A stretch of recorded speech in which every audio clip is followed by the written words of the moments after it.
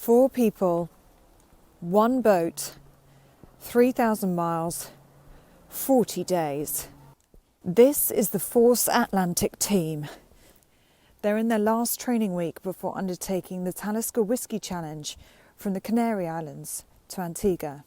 The team is made up of Captain Scott POLLOCK, Warrant Officer Class 1 Victoria Blackburn, Staff Sergeant PHILLIP WELCH and Sergeant Laura BARRIGAN. The Military of Defence base here at Thorney Island is home to the Force Atlantic team for the next week before their boat is taken to the Canary Islands ahead of the challenge commencing in December. They will be training on this water behind me for the next 7 days, and they say they're more than ready for the challenge ahead. It is a little bit mad. The enormity of the task is probably what drew us all to it.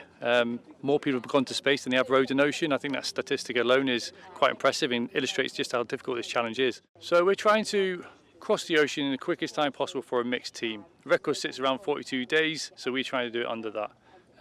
Over those 42 days, our shift patterns will consist of 2 hours on, 2 hours off. And in our off period, we're not off. We've still got to check the boat, do all the boat administration, look after personal administration. So actually, when you get to the crux of it, you're probably looking at maybe 30 minutes sleep each shift off. Are you anxious about being in such a small, confined space with 3 other people? Do you know what? Not really. We can cope with that. We can live in small, confined spaces. We're in the military. We've been trained to do all this kind of stuff before. A lot of people actually say it's more a mental challenge than a physical challenge, and I'm starting to agree with that hugely. Whilst they're undertaking the challenge, the team will consume about 1 million calories. This has all got to be packed on the 8-metre boat. Sergeant PHILLIP WELCH is the team nutritional lead. It's not like the basic energy gels and your flapjacks and your protein. You've got to go beyond that, because what you think you might want out there, you don't. So we've gone for salt, savoury, dairy, high fat, also a bit of protein and things like that, so to try and just health and well-being, not just performance. Captain POLLOCK, how are you feeling on your last training session?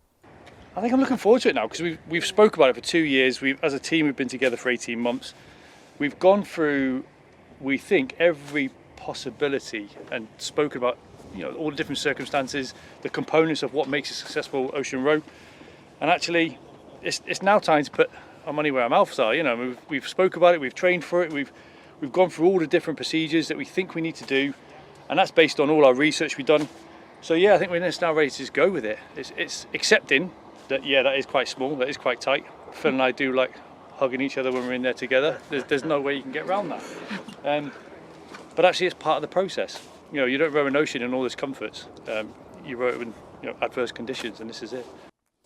This challenge is a feat of endurance that will test the 4 rowers' physical capability and their mental resilience to the extreme.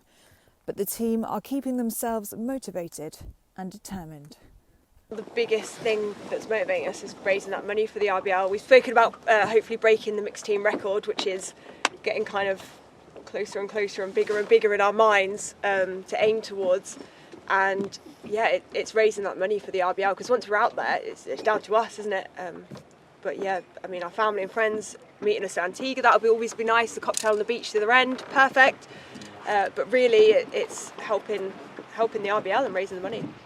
I think it's now put in practice everything that we planned. So thoughts and feelings, very much, I don't kind of get sucked into that. I'm very much focus driven and process driven. So my objective will be getting us all safely to the end of the ocean. Ellie Costello, GBNews.